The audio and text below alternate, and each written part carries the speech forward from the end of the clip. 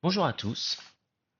Alors, on reprend là où on s'était arrêté. La dernière capsule que nous avions regardée ensemble, on avait découvert l'effet Venturi. C'est ce qui permet d'expliquer comment la pression évolue dans une conduite quand la vitesse du fluide évolue.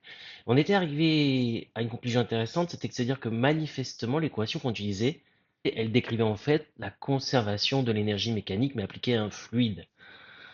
On avait décrit que dans un fluide, on pouvait décrire l'énergie cinétique par unité de volume comme ceci, un demi de rho v carré, et que pour décrire le travail des forces de pression, si on veut un terme volumique, c'est-à-dire par unité de volume, le terme P suffisait.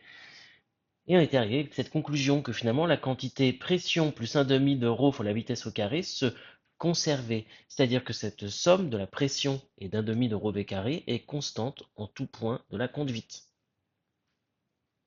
En fait, pour être plus précis, on devrait dire constante sur une ligne de courant.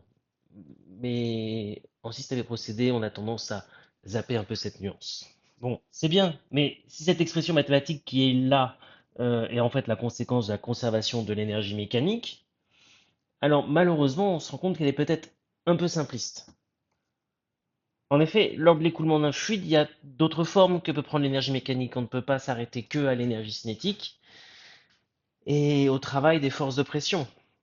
Donc si on reste dans l'hypothèse quand même d'une situation où l'énergie se conserve, où il n'y a pas de dissipation d'énergie par frottement ou pas de pompe, pas encore, il faut quand même qu'on considère d'autres termes, par exemple l'énergie potentielle de pesanteur. Et du coup, l'égalité qu'on va utiliser, elle devient un tout petit peu plus compliquée. Le théorème de Bernoulli, il est plus complet. On se va être amené en fait en exercice souvent à considérer cette égalité. Et j'en suis désolé, mais retenez bien que pour l'instant c'est encore une version simple où on considère que l'écoulement se fait sans dissipation d'énergie et sans pompe dans la conduite. Mais là, telle qu'elle est écrite, cette équation, comment il faut la comprendre? Déjà, il faut la connaître et regarder ce qui se passe que d'un côté de l'égalité. En fait, on retrouve la pression comme un terme d'énergie des forces de pression, plus un demi de rho v carré, ça c'est l'énergie cinétique volumique, plus rho fois g fois z. Vous remarquez peut-être que ça ressemble beaucoup au mgh de votre cours de mécanique en physique, chimie et maths. Donc en fait, ce que vous avez à gauche de l'équation, c'est la somme des énergies mécaniques volumiques, et à droite de l'équation, la somme de ces mêmes énergies volumiques, mais en un autre point.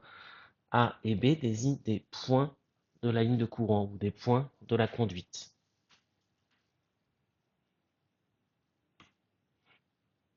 Avec ce genre d'équation, on va pouvoir résoudre des problèmes comme celui-ci qu'on essaiera de résoudre en classe.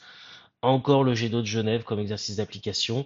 Le théorème de Bernoulli, en fait, il va nous permettre de déterminer la pression nécessaire, par exemple, pour une pompe, pour pouvoir permettre de faire ce qu'on avait fait en exercice la dernière fois.